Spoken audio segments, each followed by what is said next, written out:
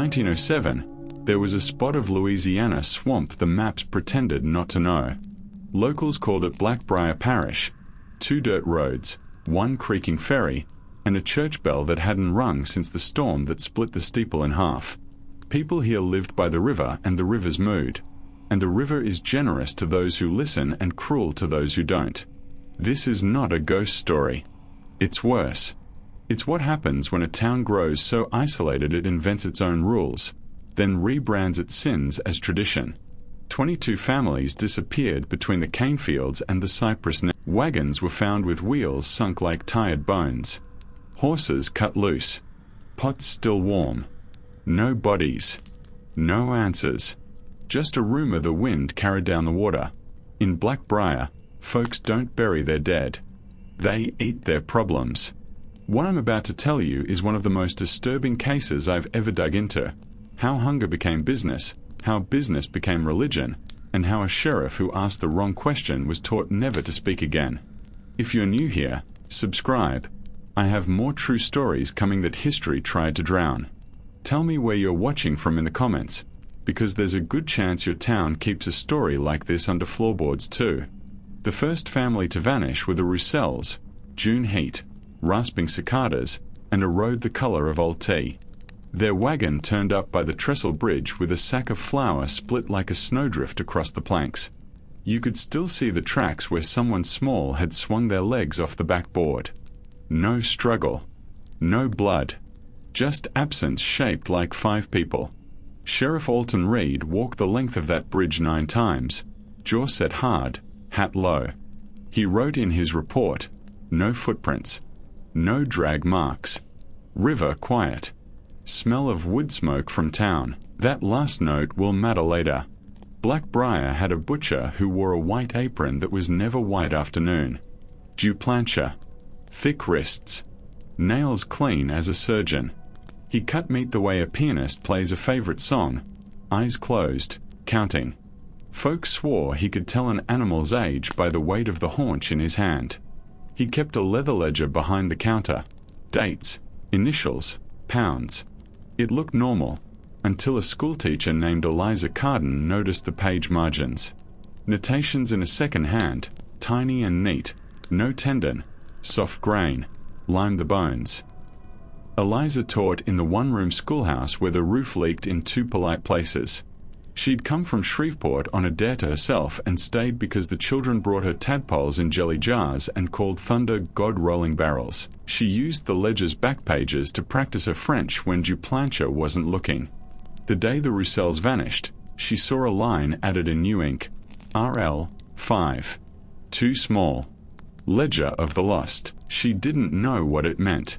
Not yet. There was also Father Silas Merrick, the parish priest with hands like kindling and a voice that could hush a room faster than rain. He tried to ring the cracked bell again after the storm.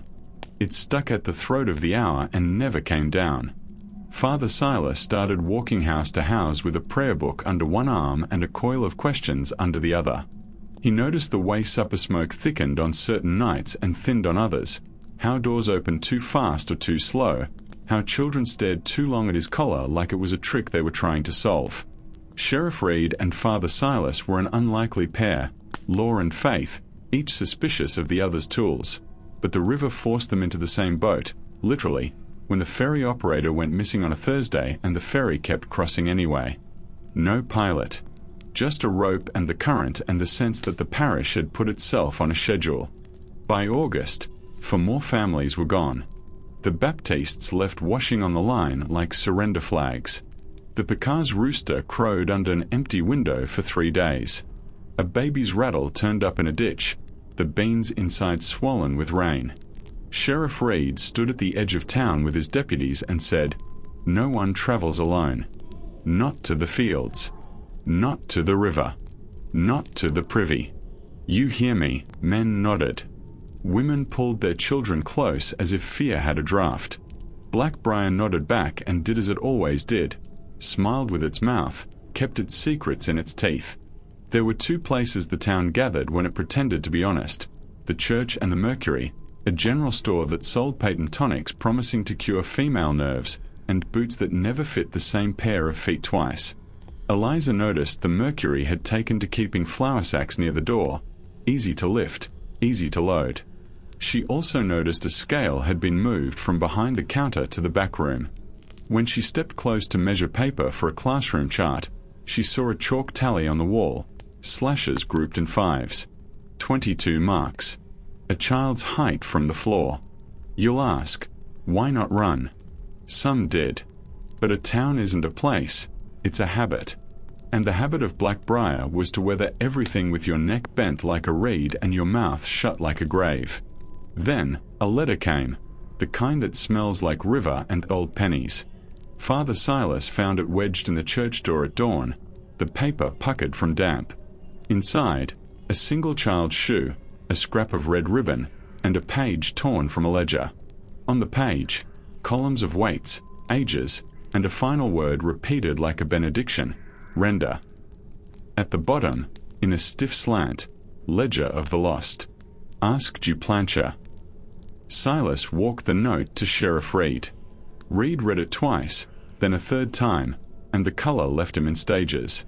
This doesn't leave this room, he said. Not yet. He slid the shoe back into the envelope like you slide a photograph back into a casket. If I'm wrong, I don't want to wreck a man's life. If I'm right, we are standing on a floor that isn't wood. That night the sheriff posted 2 men behind the butcher shop. He sat in his office with the lamp turned low and the door unlocked, like a man waiting to be convinced. The rain came in soft like a rumor. After midnight, a wagon rolled past, top tight, no lantern. The deputies shifted. The wagon didn't stop at the shop. It turned behind the Mercury, disappeared into the alley where the old ice house used to breathe its cold.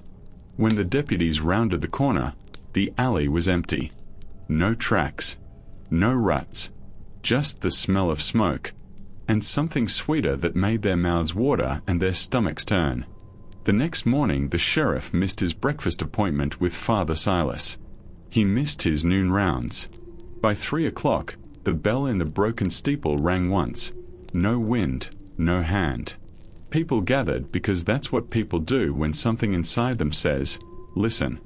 They found Sheriff Reed seated at his desk, hat on the peg, badge shining. A folded paper lay under his hand. The coroner would rule it natural causes because it's safer to call some things natural. The folded paper had 5 words in a tidy line. Ledger of the lost. Forgive me. Blackbriar closed its doors for an hour out of respect, then opened again because business is how you keep from thinking. Father Silas looked at the paper, at the man, at the shadows that clung to the window corners like mold. He didn't cry. He said, no more bells. We start without them. We're going to start where Sheriff Reed left off, with the ledger, with the alley, with the weight marks at child height on the Mercury's wall. We'll meet the woman who kept the town fed and the men who pretended not to know what was on their plates. We'll follow the ferry rope to the island no map will admit. We'll open a locked room that has been waiting, patient as hunger. Eliza Carden kept the sheriff's paper and the child's shoe in a biscuit tin under her bed. She read the 5 words before sleep, after prayers, and again when the rooster took his first breath of morning. Ledger of the lost. Forgive me. She wondered which part asked for forgiveness, the ledger, the loss, or the writing itself. At dusk she walked past Duplancher's shop with a basket of chalk and slates as if headed for the schoolhouse. The butcher had closed early. The sign in the window said gone to supper in a hand too careful for a man who lived by knives. She tried the back door. Unlocked. A bell above it had been stuffed with cotton to keep from ringing. Inside, the room smelled of salt and smoke, and something like pennies on the tongue. The ledger sat where it always sat, behind the counter, against the wall, shadowed by a row of cleavers that made a him in steel. Eliza lifted it. Heavy as a baby, and as full of names. She turned to the June pages. RL, 5. Too small. Then July, BP, 4. August PC, 3. And along the margin, in the tiny second hand she'd noticed weeks ago, the same word, repeated, render. A moth battered the window like it wanted to be aflame. Eliza traced the column of weights with her finger and saw a pattern inside the numbers. Round totals, neat divisions, the math of a man who counted more than coin. She turned to the back where a pocket had been glued to the inside cover. It held slips of paper trimmed true and labelled like book chapters. Shore Road, a Ferrier Sunday. She slid out Sunday and read, Close the gates. Bell at 1. Way at dusk. Lime at night. She put the slip back and felt the floor give under her heel. Not a loose board. Give. She knelt, pushed aside a sack of salt stamped with a blue anchor, and found an iron ring fixed to a plank. She pulled. The board lifted like a tongue. Cold air washed up the smell of smoke and lard. Steps dropped into a dark belly. Somewhere below, a fly threw its body against a jar. Eliza lowered the trap and set the salt back where it had been. She didn't go down. Not alone. Not tonight. She slid a handkerchief between the ledger spine and cover to mark the place and left, locking the door behind her though it had been unlocked when she came. Habits matter when the world is bending. She went straight to Father Silas. He read the slips, the notes, the neat margins. When she told him about the trapdoor, the priest's cheek twitched the way a horse's flank twitches at a fly. We'll go together, he said, at the hour when men lie best, the hour after supper when they call their lies rest. They returned in silence, moving the way people move when they're listening with more than their ears. The cotton stopped the bell. The moon stopped at a cloud. Silas lifted the trap, and the ladder answered with a wet creak. The air below was cellar cold. They descended into a room stitched with shadow.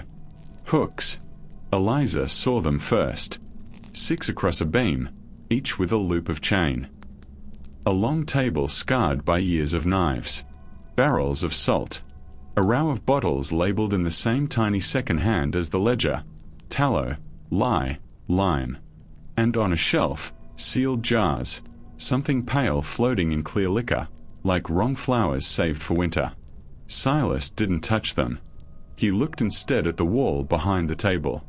It had been whitewashed and then written on in charcoal, erased, and written again. Measurements. Times. Initials. A little drawing of a handweight scale and a single word underlined twice. Quiet. Eliza stood very still. Every house has a room that tells the truth about its owner. Here it was. Not the clean counter where customers complimented the butcher's craft, but the place where the butcher didn't need compliments. Silas spread a scrap of paper flat on the table, rubbed his thumb across it, and raised his hand to his nose. Lime, he said. To make the earth forget. He closed his eyes. And he sniffed again. And sweet smoke. Sugar-cane smoke. The island. They left as they'd come, careful.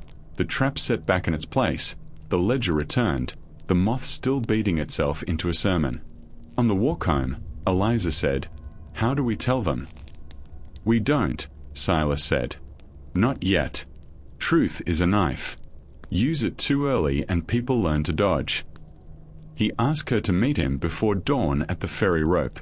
You'll bring your courage, he said, and I'll bring mine. When Blackbriar was young and the war was old, hunger wore its face like a second skin.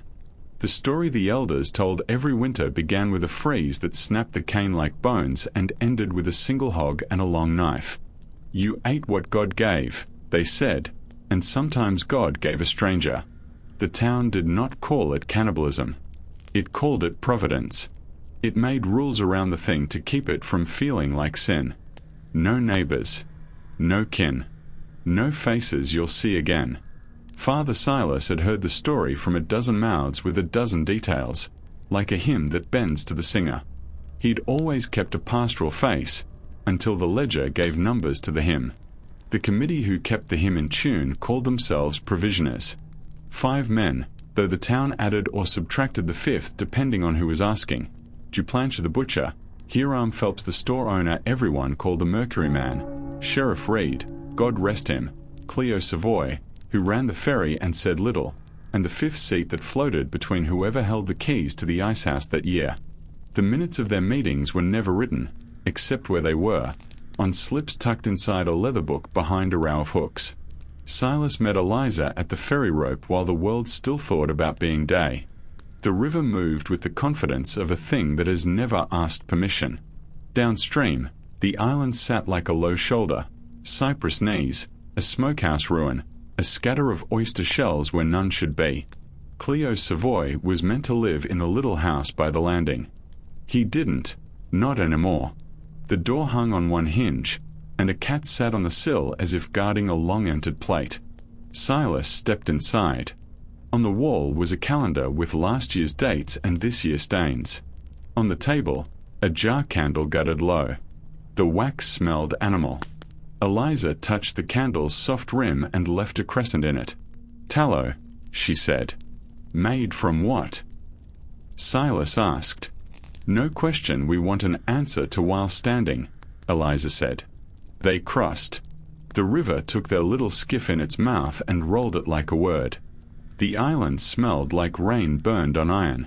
The smokehouse ruin had a roof like a broken jaw. Inside, the brick hearth was black to the bone. Hooks again. Always hooks. And under the ash, Silas found a tile with letters fired into it. M. C. B. Mercury. Cleo. Butcher. The provisioners had made their initials into a floor.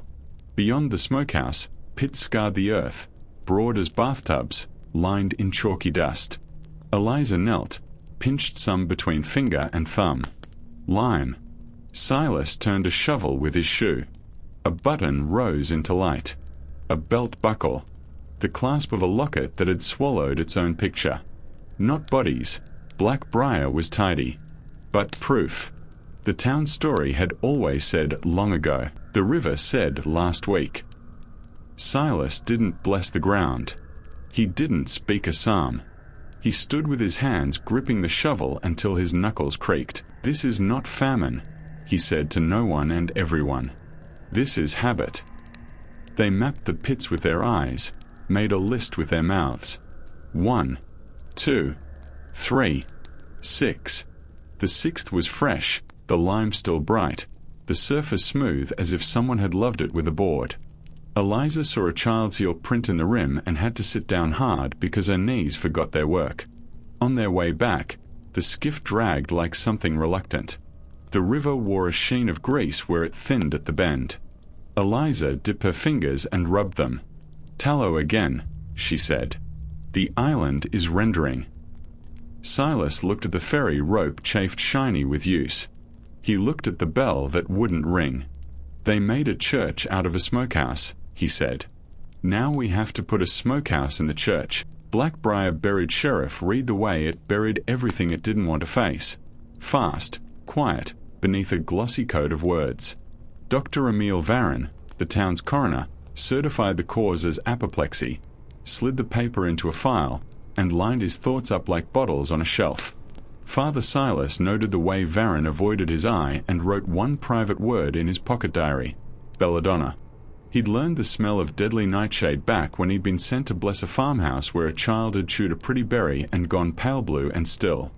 Reed's lips had that same small shine at the edges, like a man who drunk bitter tea and smiled to show it was fine. Eliza paid a visit to Varon's office with a stack of arithmetic tests in her bag and a single question in her throat. "Doctor," she said, "did you look at the sheriff's ton?" Varon had the patience of a water clock. He set his pen down slowly and folded his hands the way a man does who loves how his rings look. "Miss Carden," he said, "my work does not bear parade, and my work does," Eliza said. "Every day I line the children up to recite tables while they count the missing on their fingers." Varon smiled without teeth. "Grief loosens manners. I forgive yours." She looked past him at the shelf of labeled tinctures, at the jar with a sprig of something submerged, at the blossoms painted carefully on the glass. "I know a nightshade when I see one," she said. "I grew up where the hedges bite back." Varon's smile thinned. "If you mean to accuse, do it loud enough for the men who matter to hear." "I'm not accusing," Eliza said. "I'm observing. It's what you trained to do." Varon stood. "And what you trained to do is keep to chalk." When she left, A boy from her class, Tommy Bro, hair like tow, eyes like new glass, slipped from the alley seam. "Miss," he whispered, "my uncle says Doc Varron keeps 2 ledgers. One the law sees, one he prays over." Tommy chewed his lip until it bled. "He says the second ledger smaller. Easier to carry if you're running. Where'd he hear that?" Eliza asked. Tommy shrugged the shrug children use when they've said too much. "Men spit when they whisper," he said.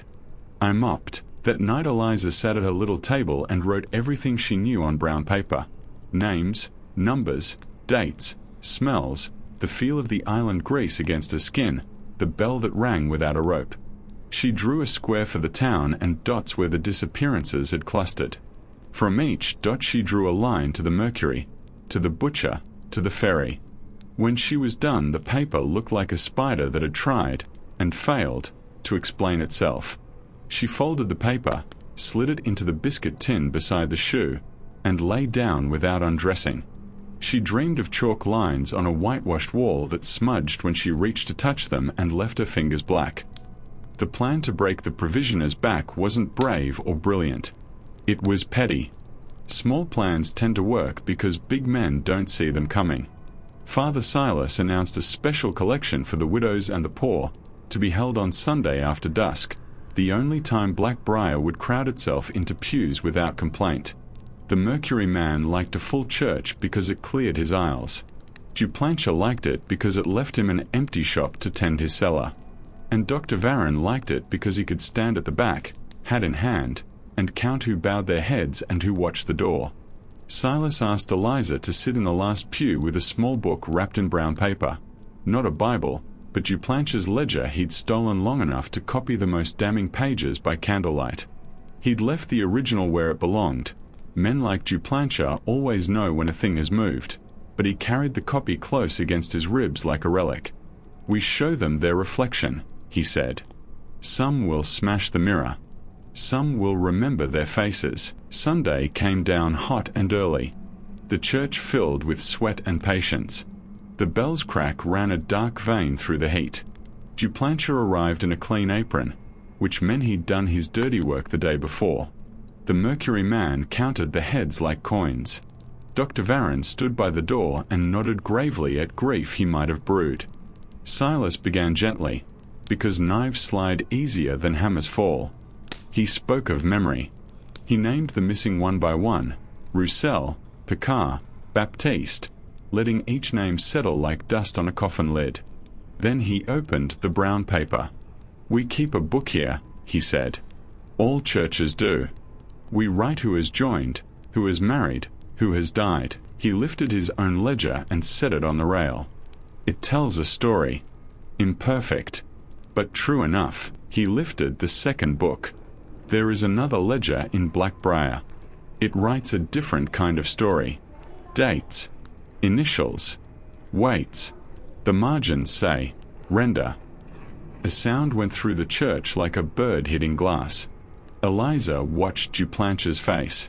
It didn't change. Men who work below ground learn to keep their daylight faces calm, but one hand found the bench before him and pressed until the wood complained. Silas read, "June RL, 5. Too small. Ledger of the lost." He looked up. "Roussel, 5. 2 children. July BP, 4. Baptiste, 4. He kept reading until someone, Hiram Phelps, the Mercury man, stood so fast his knees knocked the pew and set it rocking. "Father," Phelps said, smile bright and poisonous, "this is slander dressed as Sunday." Silas closed the book. "If it is slander," he said softly, "bring Duplancher's ledger into the light and set it next to mine." Eyes went to the butcher. He waited a heartbeat too long.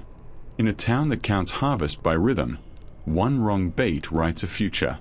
Before he could answer, the church doors swung on a wind that wasn't wind. The cracked bell shivered, struck itself once, and fell silent. Every head turned. Outside, the sky had gone the color of bruised fruit. A storm walked up the river wearing skirts of rain. While the congregation turned to watch the weather rearrange itself, Eliza saw Dr. Varren slip from the doorway like a man headed toward a fire he'd lit. She stood, tucked the copy ledger under her arm, and went after him. Silas didn't call her back. He only nodded once, the way a man nods to the second door. Eliza followed Varren through the alley between Church and Mercury. The rain came sudden and hard, 1,000 fingers drumming the roofs. Varren did not run. He moved at the deliberate pace of a man who has always had doors open for him. He cut through the Mercury's back room without a glance at the chalk tallies. He slipped into the alley behind Duplanche's. The cotton had been pulled from the bell at the butcher's back door. It rang when Varren opened it, a single, accusing note. Eliza slid in behind him before it stopped moving and pinned herself against the wall in the dark, the way a moth might try to be plaster. Varren lit a lantern and descended the trap ladder. The room below took the light the way a throat takes water. Eliza waited until he disappeared, then followed, one rung at a time, counting under her breath. 12. 13. The cellar opened around her like a mouth. She saw at once what Varren had come for. Not the hooks or the table, those were just tools. He'd come for a small book tucked behind a crooked brick in the corner. He took it out with the tender care of a man lifting a sleeping child. A second ledger, smaller, wrapped in oilcloth. He set it on the table and spread it open. His lantern made the pages shine like skin. Eliza couldn't see the entries, but she didn't have to. Varren reached for a bottle labeled Lie, popped the stopper, and poured a ribbon across the first page. The letters buckled and ran. He poured again. Then he picked up another bottle, tallow, and dripped fat into the spine until the pages kissed shut forever. Ledger of the Lost, Varren murmured, and for the first time Eliza heard the name the way the town meant it. Not for the missing, but for the book itself, precious as a family Bible. He blew out the lantern. Eliza didn't think. She reached forward, slid the oiled little book from his hands, and ran blind up the ladder. Her shoulder hit the trap edge hard enough to light stars in her head. She shoved the book under her dress against her belly and stilled, a woman pretending to be calm. Varren climbed after her, steady, unhurried. He shut the trap gently, as if to keep a child from waking, and turned. His silhouette made a black hole in the doorway. "Miss Carden," he said into the dark, "you'll hurt yourself carrying a thing like that." Eliza didn't answer. She slipped past him in the rain and let the water slick her hair flat to her scalp, let it wash her fear down to her ankles. She moved with the crowd closing back into the church. Women with babies, men with hats, children with questions. She took her place at the back pew with a book under her dress and looked a little bit like a woman praying. After the service, Blackbriar split into weather. Some went home and shut their doors with a firmness that said, "We heard nothing." Some gathered in knots that turned and turned without unwinding. Some waited on the steps like they expected the bell to confess. Duplanche stepped outside under the eaves and lit a cigarette with hands that never shook. Hiram Phelps called his boys to pull the shutters on the Mercury. Against the storm, he said, though the room had never been drier. Dr. Varren vanished the way useful men vanish, into whatever house needed him most. Silas took Eliza's arm. "We have a thing that belongs to them," he whispered. "We have a thing that belongs to the dead," she said, and felt the little book warm against her. "What we do next belongs to the living." They went to the schoolhouse. Eliza set the little ledger on her desk, 2 fingers pressed to the cover like she was checking for a pulse. She and Silas read the names. Not initials. Names. In Varren's careful hand. Beside each, a weight, an age, and a word. Ferry, road, Sunday. And a second column labeled simply, rendered. The totals told the shape of a year as truly as any farmer's calendar. Spring light, thin. Summer heavy. Autumn thick as gravy. Winter lean, except on the nights when the bell tried to speak. At the bottom of the last page, in a hand she didn't recognize, a line that was almost a prayer, ledger of the lost balance to the bone.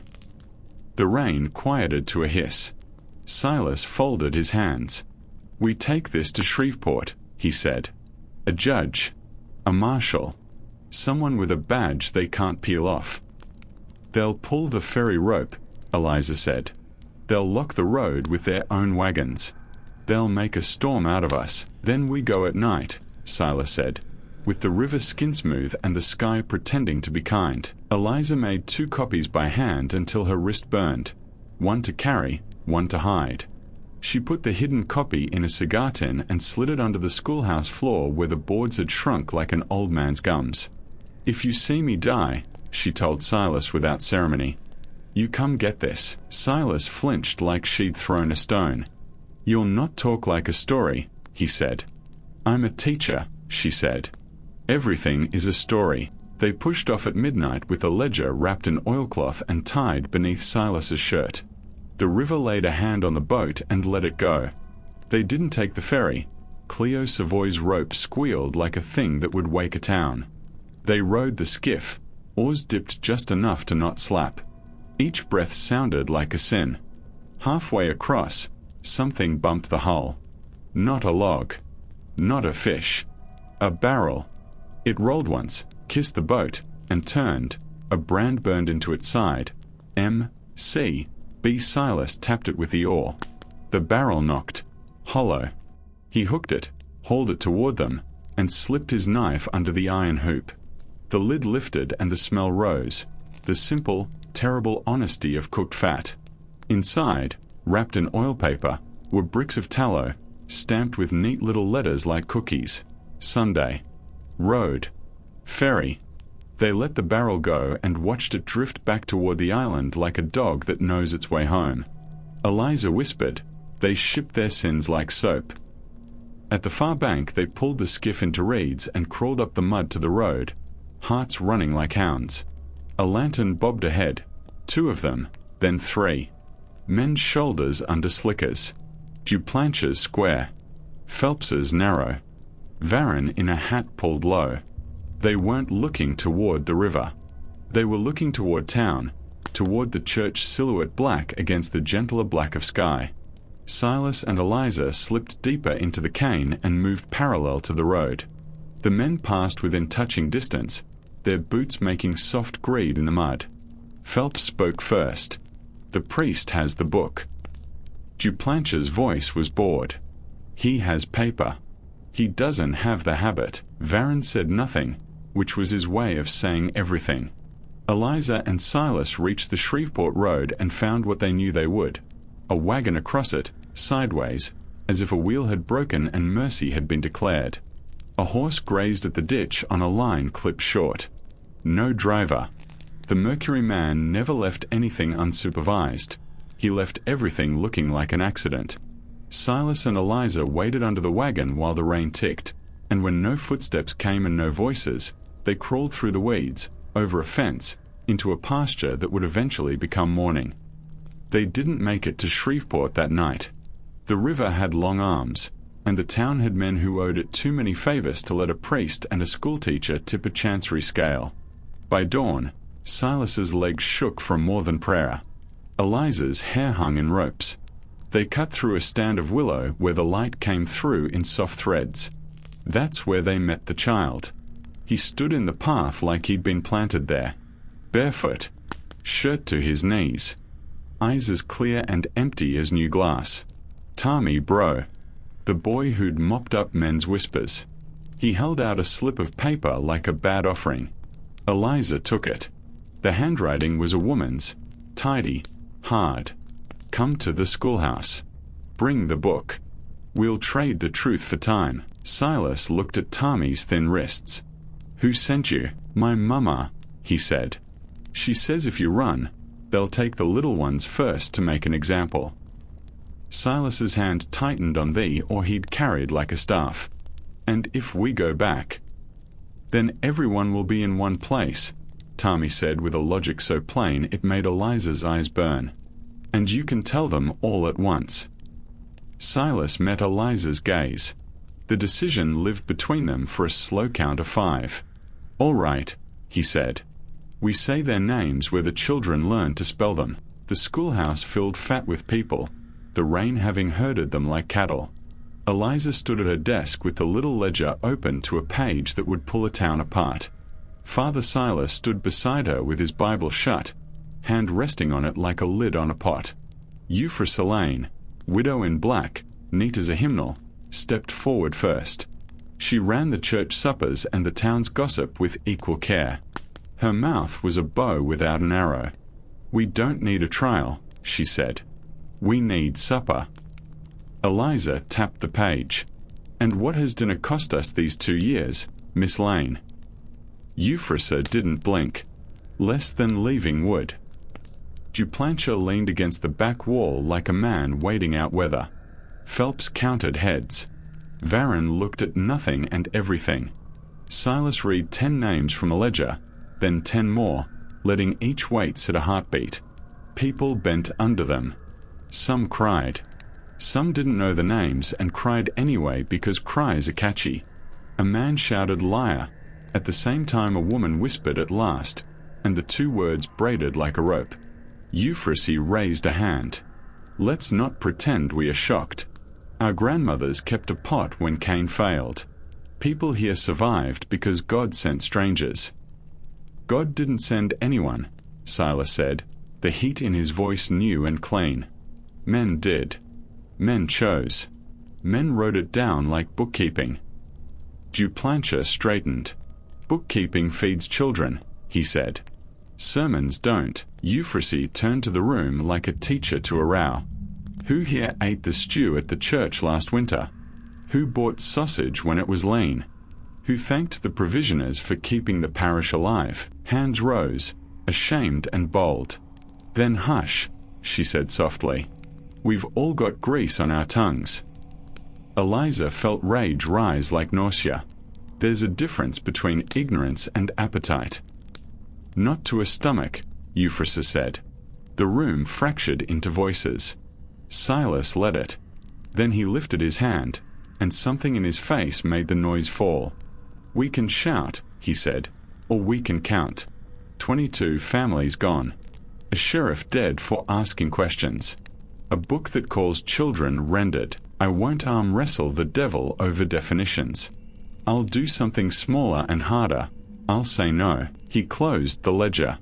"The marshals can have me for slander if that's easier. But tonight I carry this book across the river. If I don't return, you'll know why the bell rang on its own." He reached for the ledger. It didn't move. Euphrasia's hand lay on it, light, certain. "You won't be carrying anything," she said, "except your last rites." The door blew in on a gust that smelled like lightning. Behind the reins stood 4 men with guns notched casual as spoons. Not the provisioners. Their hands were too clean for this. Farmhands. Cousins. Men who'd never been asked to decide anything and were about to be asked too much. Euphrasia nodded. "Take the book. Leave the priest." Eliza didn't think. She slid the copy ledger from beneath the desk and threw it onto the floorboards like a gauntlet. "Which one?" she said. The men hesitated. Greed is a clumsy hand. 2 lunged for the desk, 2 for the floor. In the breath they gave her, Silas grabbed the real book, shoved it inside his coat, and kicked the lamp. Darkness flowered. Screams followed. Smoke made rules no one argued with. The men fired at the wrong shadows. Silas and Eliza went out the window the way fear teaches. Fast, broken, quiet. The storm had been waiting. It swallowed them and spat them toward the river. Behind them, the schoolhouse coughed smoke. Ahead, the ferry rope held its old line. Eliza's hand found Silas's sleeve. "If we make the island," she said, "we can hide in the ruin until the water tires of itself, or we can drown where the river has practice," Silas said, and smiled in a way that made his age show. They took the skiff. The river welcomed them like a wall. Halfway across, a lantern glowed on the far bank. Not a man's lantern. A woman's, steady, low, held by someone who had decided not to shake. Euphrasia. She stood at the landing with 2 girls at her skirts, orphans who washed dishes at the church, faces thin and bright. The lantern drew a straight line across the rain, and the skiff obeyed it like a spell. Euphrasia didn't move as they came in, didn't flinch when Silas stepped onto the dock with the ledger against his ribs like contraband. "You're not going to Shreveport," she said. "I am," he said. And then farther still, until no one can say they didn't hear. She tilted her head. "You think this is a wolf pack? It's a pantry. You can hang a wolf. You can't hang hunger. Hunger doesn't keep books," Eliza said. Euphrasia smiled at the girls. "Go fetch the other lantern," she said, and when they ran, swift and silent, she leaned close. "The first time I boiled lard I threw up twice and told my mother I'd rather starve. The third time I didn't gag. The fifth time I hummed. That is how tradition is born. Not in evil. In repetition." Silas took a breath that had weight to it. "Give me the road, Miss Lane." Euphrasia looked past him at the river's mad surface. "No," she said kindly, almost tender. "It's Sunday." Behind her, Duplantier stepped from the dark with a meat hook in his hand like punctuation. Varan with a pistol he had never raised on a patient. The Mercury man with rope neatly coiled. The girls held lanterns steady as tools. Eliza braced without knowing at what part of her to brace. "If you kill us," she said, "the book still exists. I made copies. I made copies of the copies. I taught the children to recite the names like catechism." Duplantier's mouth moved in what might have been approval. "A good plan," he said. "Plans are a kind of knife, and knives cut both ways," Silas said, and in the same breath he hooked his fingers under the ledger and flung it into the river. The book hit the water with a sound like a body trusting what can't bear it. For a heartbeat, no one moved. Then everyone did. The girls reached with lanterns like little sons. Duplantier lunged with the hook, swore when it caught nothing. Varan watched where the whirl tugged the leather, calculated, stepped out onto the slick planks like a man walking his own pulse. Eliza Dove. Cold erased the world. The book's oilcloth slipped under her hands twice before her fingers found the thongs. She surfaced choking and saw Silas's arm, long, old, sure, reach for her. Behind him, Euphrasia stood very still, her face unmothered. Varan was closer. He reached too, and for a moment Eliza thought he'd choose the book over the hand. He didn't. He grabbed her wrist with physician strength and hauled her toward the dock. For a heartbeat, the world narrowed to his hands and the ledger between them. Heavy as a child, they both refused to drop. Then Duplantier's hook came down, too clean, too practiced, and caught the oilcloth tie. He wrenched. The book flew, hit the planks, skidded. Silas seized it, spun, and ran. Euphrasia did not shout. She just nodded to the Mercury man, and he loosed the ferry rope. It snapped into the river like a snake and coiled around Silas's ankles. He fell with the book beneath him and his breath in the water. Eliza reached him, cut the rope with a pocket knife she kept for string and bad days, and together they crawled up the bank like new creatures. They did not go to the road. They went to the island, where the smokehouse ruin had waited too long to be innocent. Dawn crawled through the trees on its stomach. The rain grew bored and left. On the island, the lime pits softened into batter. Silas and Eliza hunched in the smokehouse corner with the ledger wrapped twice and wedged between stones. They listened to voices on water. Duplantier's, "We end this like we end everything." Cleanly, Varan's, "If you spill it, make it look like weather." Phelps's, "Fire is cheaper than an argument." Euphrasia's voice came last, late, cool as a hand on a fevered brow. "No fire. The marsh wouldn't burn clean. We make a sermon instead." She stepped into the smokehouse ruin with the girls behind her and looked directly at Silas like she'd been reading his mind from across the river. "Bring the book," she said. "We carry it to the church. We set it on the altar. We show everyone what we are." Silas stood. "We already did." "Not enough," she said. "You tried to shame us. Shame is cheap. We'll make it a sacrament. Then no law will touch it. Eliza felt something break inside that wasn't fear and wasn't rage. You think you can bless this? Euphrasie lifted her chin. Blessing is a kind of permission. Permission is the only law that works here. She held out her hands. Give me the ledger. I'll make it holy. Silas looked at Eliza, then at the river, then at the book that had almost drowned for them twice. He did a thing only men who have lived with their failures can do. He laughed, old, surprised, free. No, he said gently. No more sermons. He carried the ledger to the edge of the lime pit, the fresh one, the surface smooth as the palm of a hand, and let it slide into the caustic milk. The book sank like a sin that knew its place. Steam rose, faint and clean. The leather buckled.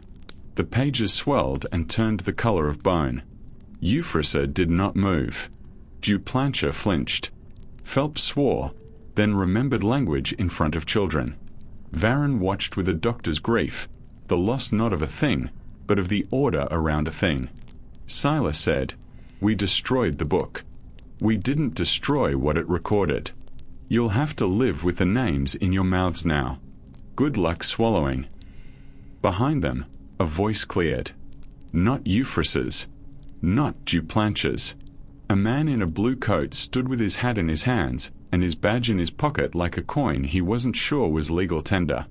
Two more men flanked him with the weary carriage of people who walk ahead of paperwork. Marshals. The storm had loosened the road.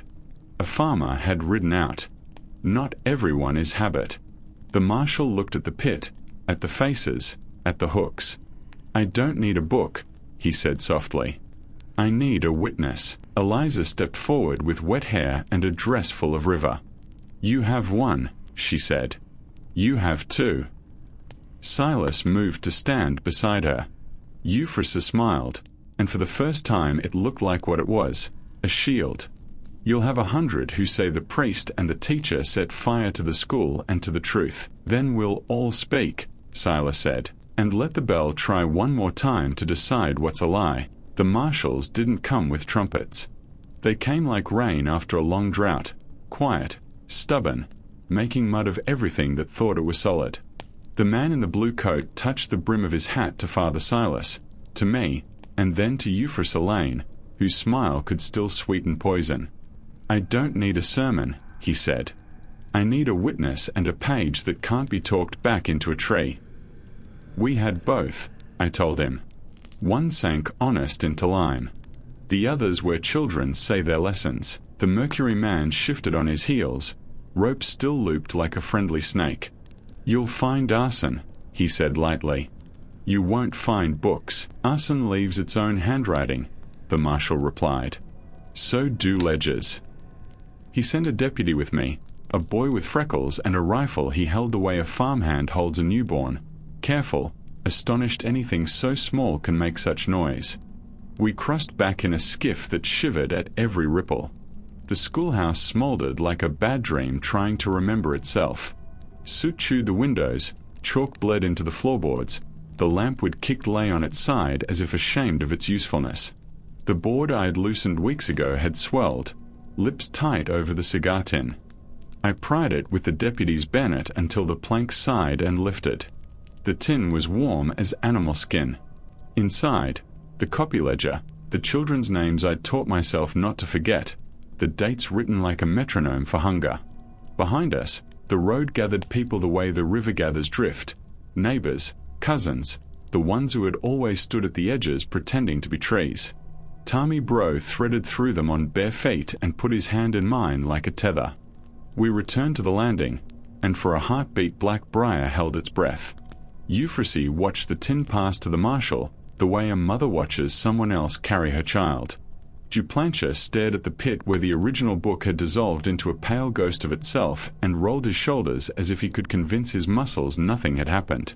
Dr. Varon's gaze flicked to the freckled deputy, to me, to the tin, to Sheriff Reed's empty hat still hanging in the church vestibule in his memory. Then he looked at his own hands like he'd never seen them before. "Doctor," the marshal said, "you'll want to speak to me before I read." It wasn't a question. It was a mercy he might not offer twice. Varan lifted his chin. The parish couldn't stomach famine, he said. I wrote what the town demanded, the cheaper cause. I did not pour belladonna into a man who knew too much. He paused, looked at Euphrasie. I only certified what Euphrasie asked me to recognize. Euphrasie's mouth didn't move, but the girls at her skirts did, two fluttering birds suddenly still. Names, she said. You're fond of them, father. Say mine with love, if you can. I set tables. I kept children from eating mud pies and calling it supper. I taught women to render fat instead of faith. We didn't invent this. Our grandmothers did. We improved it. The marshal opened the tin, turned the first page with two fingers so clean they insulted the ash in the air. He read, lips working around the numbers. He didn't speak the names aloud. He didn't need to. The town had learned them by taste. When he reached the last page, the one that ended in a line like a prayer, ledger of the lost balance to the bone, he closed the book, and the sound it made felt like weather breaking. Michel Duplancher, he said finally, voice gone courthouse flat. Hiram Phelps, Dr. Emile Varan, stepped forward. No one moved. Then Tommy, whose mop had taught him how to listen where men thought they were whispering, said softly, please. And that word did more work than the rifle ever could. They came. Not noble, not brave, not dragged. Simply came, as if the long habit of walking toward supper had been repurposed for walking toward consequence. The deputy bound their wrists with cord that remembered other jobs, hay bales, fence repairs. Euphrasie didn't step forward. The marshal didn't call her name. He only looked, at her, at the girls, and the not calling rang louder than any bell. You can't arrest a pantry, she said. No, he agreed. But you can close a butcher. She laughed, small and bright. Close one door, another opens. People get hungry. Hunger is a river, Father Silas finally answered, voice scraped clean. So is conscience. The mercury shutters banged like applause the wind didn't intend. The ferry rope, cut and retied, creaked as if it remembered strangling a man's ankles. Across the water, the smokehouse ruin hunched, patient as a habit. The marshal asked for statements. The town offered them like arms. Some mouths halting, some fluent with the fluency of guilt. We spoke until afternoon leaned into evening and shadows braided themselves back into the cypress knees. Not vengeance. Not absolution. Record. As they loaded the prisoners onto the wagon, Euphrasie stepped close enough for me to smell the smoke that had set its stall in her hair and the sweet slick of tallow at the cuffs of her sleeves. You satisfied, teacher? She asked, not unkindly. You starved the ledger. You fed the law. Will the children wake less hungry tomorrow? I can't fix appetite, I said. I can fix what we call food. She smiled the smile that had organized 10 winters. Names, she repeated, softer. You love them. Remember mine when you tell the story. I will. You know I will.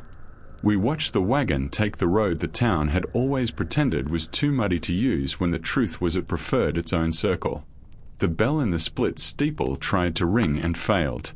The river darkened back to its old secrets, and under our feet the island settled like a beast lying down beside the fire. That night, Blackbriar did what it has always done. It cooked. Pots thinned, plates skipped second helpings, bones went to the dog and not the lime. Children whined the small whine of ordinary hunger. It was a better noise than silence. Father Silas walked me to the schoolhouse and stood in the doorway with his hat off, hands empty.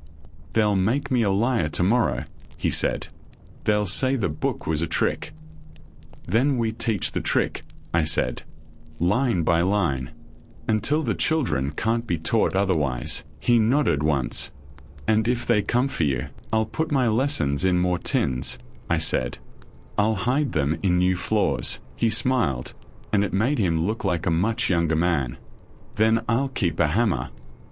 We left the windows open. We let the night listen. If this story unsettled you, good. It should. Because nothing supernatural moved Blackbriar. Only people, habits, and the tidy arithmetic of hunger dressed up as tradition. That's the horror that lingers. How quickly a town can organize the unthinkable, log it in ink, and call it Providence. And if 22 families can vanish with the ledger balanced to the bone, then maybe the line between civilization and a pantry of nightmares is thinner than we like to admit. Tell me in the comments where you're watching from. If it's your first time here, subscribe, because I have more cases like this, each one a darker room at the end of the same hallway. Reality is always more frightening than fiction, and the next story I'm bringing you proves it. Don't miss the next episode. The darkness in our history still has plenty to reveal.